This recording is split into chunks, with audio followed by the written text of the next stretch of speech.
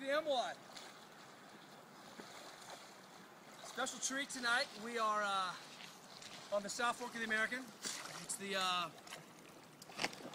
my capacity to blow a world-class snot rocket. That makes me special. We're going boating tomorrow. I have a special time to talk about kind of integrating the ideas of how can you mobilize a position. If you see a sport, you don't know anything about the sport, but you can figure out a way. Watch your finger. You can figure out a way to get an athlete and kind of into a better position. So we talk a lot about kind of the upstream, downstream. But what position happens upstream affects downstream. And I've made everyone sit in a long sit with your legs are straight out in front of you, and you can imagine the kayak, it really makes a difference that if I don't have enough function or capacity or length in my hamstrings or my posterior chain, then it's going to bias me into a flexion position. We see these all the time. And then what happens to my shoulders? It exposes my shoulders to a lot of dysfunction. This is a 203 centimeter AT carbon Uber technology paddle, and man, I can get into a bad position quickly with my shoulders and generate a lot of torque, especially as I start rotating around. So it's really incumbent that I have enough room.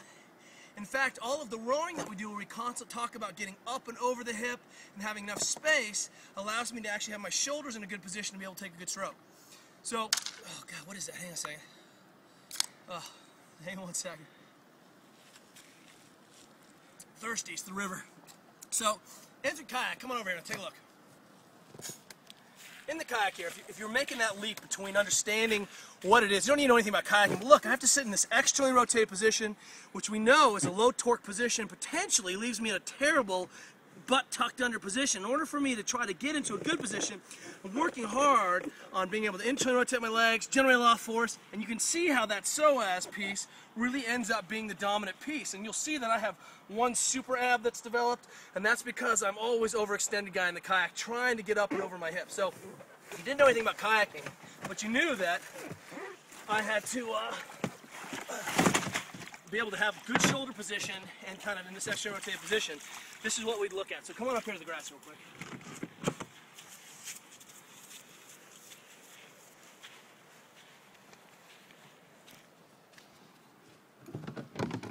So we're up here on Angel's birthday. One of the things you got to be able to do is sit in a squat. So, Newt, you guys need to spend a couple minutes today just opening up the hips. Part of the warm-up for me is that I get really tight in the hip here.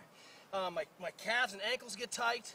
So, I just want you to think about spending a couple minutes here, and then we're going to do a 2-minute drill where we're going to put the leg out, we're going to bring the leg back, and we're going to grind across the limits of your hips and back down. So shin comes vertical, whoop, come across, grind the limits of your hips, back down. What I don't leave is my knee forward. It's never okay to squat. Oh, that's a meniscus destroyer. So even in this position, I'm going to shove my knee to vertical, grind across my hip capsule, settle back down, shin to vertical, back down. 2 minutes of that business. And that's a real capsular grind, should feel like capsule. We've got to get into this position, away from the goose poo, come on up.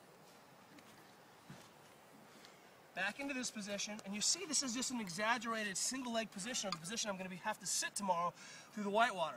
So I'm going to push my leg back, belly tight, but I'm really going to not exaggerate this piece, I'm going to exaggerate the leg extension. So once the hip is straight, back, I'm just going to keep backing up and really catch this lateral part of the hamstring.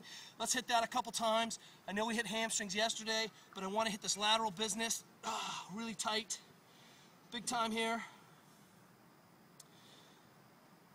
Both sides, let's contract, relax. Okay, and then, gotta get something for the front of the hip here. This is the brutal part. I'm looking around, I'm camping. What am I gonna do? I'm just gonna take myself as far as I can, belly tight. I'm gonna try to press down. If you've read the original journal articles, I can spend some quality time in this position, really exaggerating the back of the hip. And I can just put my foot down or hand down, and I can squeeze my butt and really press into that corner. And trying to keep the chest up, leverage, and try to open up the front of the hip. And at the same time, I can go ahead and just let this leg fall out and hit this corner. So I'm just kind of hitting this front anterior part of the hip, hit the outside of the leg here, and that's really going to set up my lower torso for being in this good position where I can sit up and get into a good position. it works always to be thinking, how can you mobilize your thoracic spine? It literally is as simple as this. God, I'm so stiff. So I want you to grab, not your balls, but I want you to grab a bar or a car of the hood, and I want you just to extend for a few minutes over something and see what it's like to even slide down and open that up. Can you bias one corner? Can you hit the ribs?